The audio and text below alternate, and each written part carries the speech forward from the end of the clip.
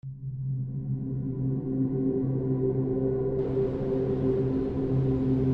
survivors, welcome to Dead Matter Vlog 06. We hope you're enjoying our brand new voice over IP system which changes the way you sound based on where you're standing, and in the future it will also depend on what you're wearing. Masks will muffle your voice. Our talented lead artist Shirk has been hard at work over the last 3 months overhauling majority of our world map. We've now got a much prettier, much more performant terrain than before. There have also been some changes to the lighting system to make the game look less flat. Shirk has also replaced some foliage that was once a placeholder. Now all of our foliage is made fully in-house, and it looks a lot better than what we had before. We are starting to rapidly build up our points of interest across the world. However, we felt that Endgame needed something a little extra, a little procedural. We have now added procedural bunkers that will be scattered throughout the map. The generation is seed-based and is tied to the server that you are currently connected to. No two bunker locations on different servers will look the same. These bunkers will play a massive role in extracting extremely rare and potentially exotic equipment. There will be named legendaries with a variety of effects that you'll be encouraged to chase after late game. There has not been an art pass on the bunker assets for over a year. All of the bunkers are currently put together by a programmer, and they are likely going to change for the better in the near future. Nomad has also finished his Neue camp from the last development update, and all of the assets associated with it.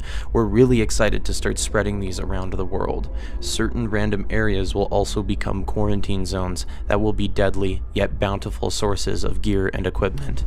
Our programmer has added a basic ladder system. You can now climb up any ladder that you see in-game. This includes step ladders that you can carry around and place down. These can be used to access vantage points or to gain access to otherwise restricted looting areas. We're really excited to see some of the shenanigans that our player base will be getting into with these. We've now got some new weapons. First up is the AKS-74U. This submachine gun is the little brother of the AK-74. It packs quite a punch and excels at close quarter combat.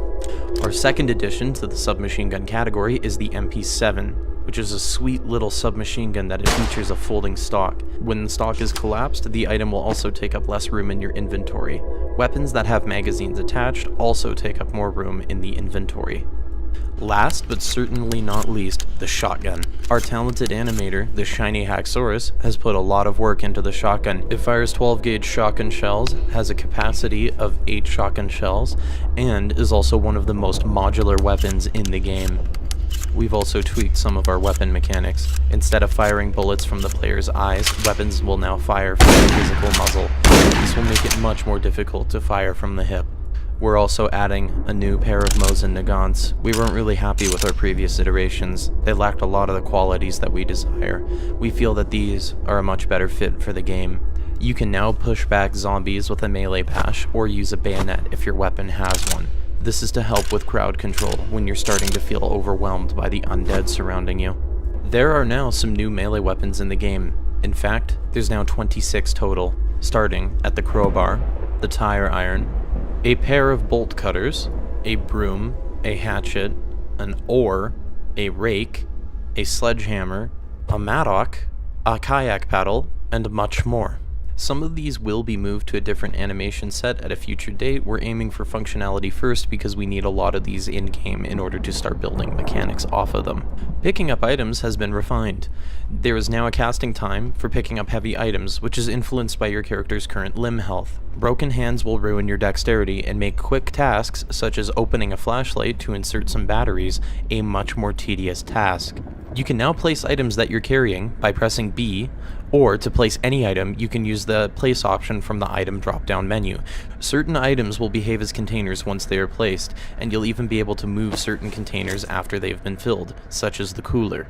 Casting time has been added to most actions within the inventory, such as turning a flashlight on and off, opening sub-containers, removing magazines from weapons, and having a good old swig of diesel. There is a new ragdoll state that we've added. It is triggered by going unconscious, or can be triggered manually. We've included the ability to voluntarily fall over, since players can carry players that are in a ragdoll state. You can also use a pistol when you're carrying a different player. However, you will not be able to reload your pistol, so keep it in mind when reaching for your Makarov. Plan accordingly. We've now got a new set of third-person animations that look a lot better than our old ones. We've also got some animations for carrying large objects in third person. Keep in mind that a lot of these objects will slow you down when you're carrying them. We've made some progress on our medical system by implementing our new limb health system. In Dead Matter, your limb health is currently separated from your blood, which currently acts as overall player health in Dead Matter. Only bleeding will truly affect how close you are to death. However, being forced to walk everywhere due to a sprained ankle is something that cannot be ignored in the zombie apocalypse. Your life depends on it. We've also implemented a nutrition system. While it's not a requirement to fulfill all of your macronutrient or vitamin requirements, there are benefits for doing so without any penalties for failing to do so long as you remember to eat and drink. You can now shoot any jerry can or propane tank item. This also applies to when they are being carried. Keep in mind that damage from these can cause a chain reaction. The same goes for the fuel trailer. We care about our world and making sure that it feels lived in. We've added a way for you to read newspapers in-game. In the near future, we'll be adding multiple newspaper collections in order to provide a way for survivors to piece together the events leading up to the outbreak. Nomad has helped get a new van ready for gameplay. It has room for up to 4 and can be equipped with some upgrades that allow you to store a ladder and some camping supplies on the roof, or a tire on the back of the van that you can be used to repair it if you accidentally run over a spike strip. We're still working on the mechanics behind this in order to add an element of risk-reward for when you decide to fix your tires.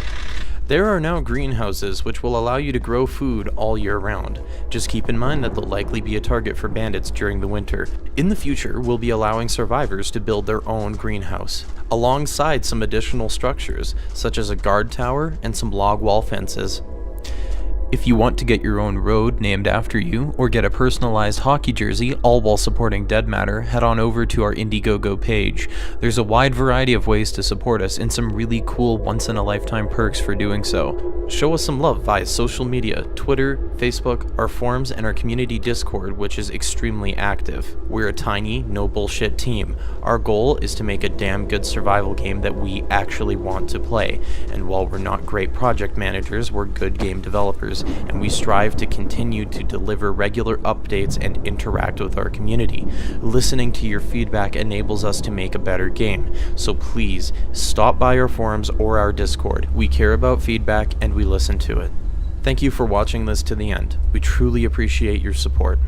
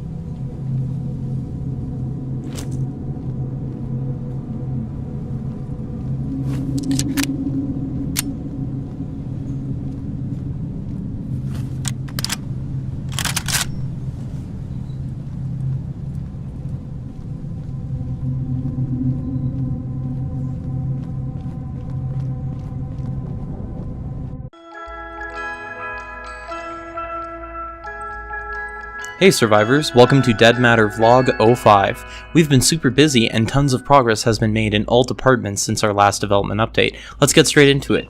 Our talented lead artist Shirk has created plenty of buildings since our last vlog.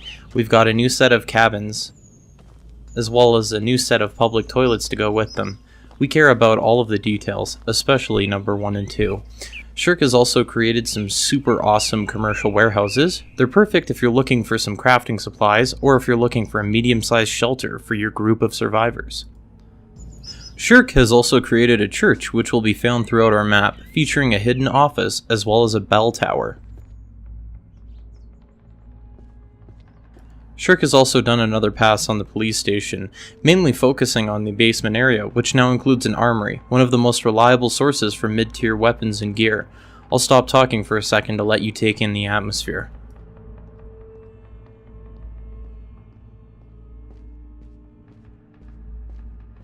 Nomad has created a Neue evacuation center. These will randomly pop up in different locations on different servers. They'll contain a plethora of medical supplies. Neue evacuation centers are also a hotspot for the infected. Plan accordingly. Nomad has also upgraded his Firewatch tower in order to bring it up to speed with the standard of Shirk's buildings. You should feel a lot more at home should you decide to take one of these over for yourself. Do you hate people walking into the same building as you? Do you just hate said people? Want to attract a horde to the building just to mess with them? You now can.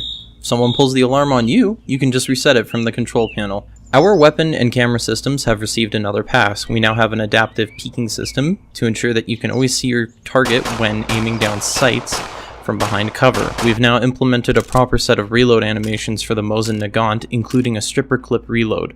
Scopes, holographic sights, and red dot sights have all received their first implementation.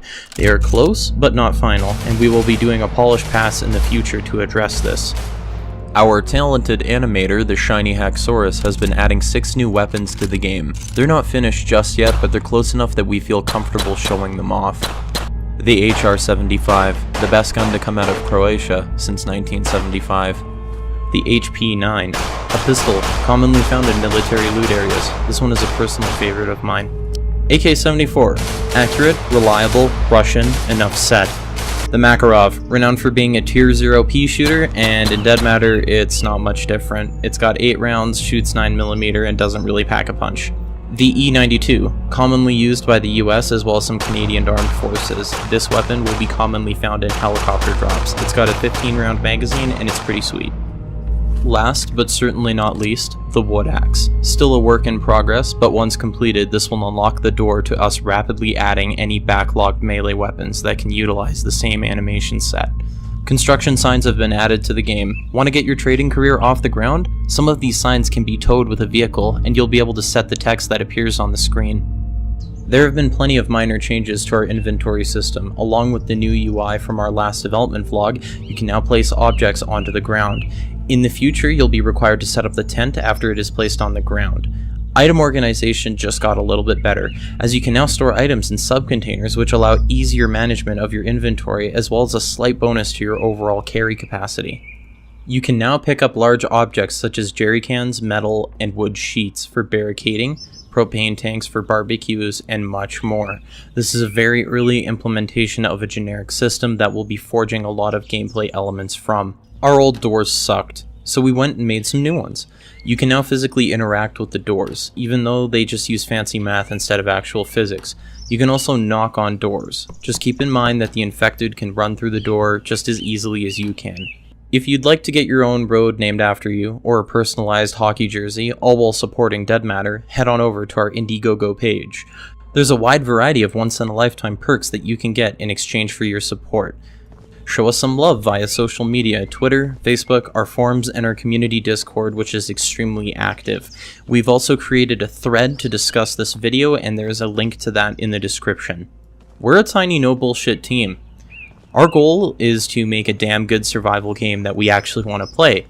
We aren't great project managers, but we've got a really talented team, and we strive to regularly update and interact with our community. Listening to your feedback enables us to make a better game, so please stop by on our Discord or on our forums. We listen and care about feedback. It's important to us. Thank you for watching this to the end. We truly appreciate your support. See you in the new year.